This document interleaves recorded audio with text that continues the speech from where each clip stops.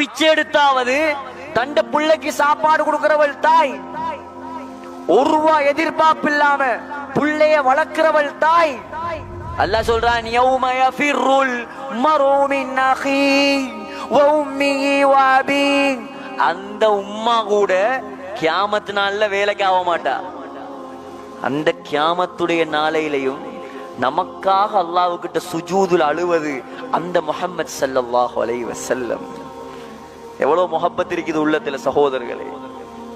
புள்ளண்டா உசுறு, கூட்டாளிண்டா உசுறு, நண்பனுக்காக சாவ பாக்குறான், மனைவிக்காக தொழுகையை விட்டு விட்டு விட்டு சேர்க்கிறான்.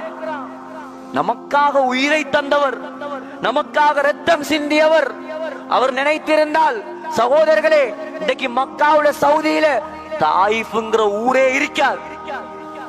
அவர் போட்ட பிச்சை இன்னைக்கு நாங்கெல்லாம் முஸ்லிம்களாக இருக்கிறோம்.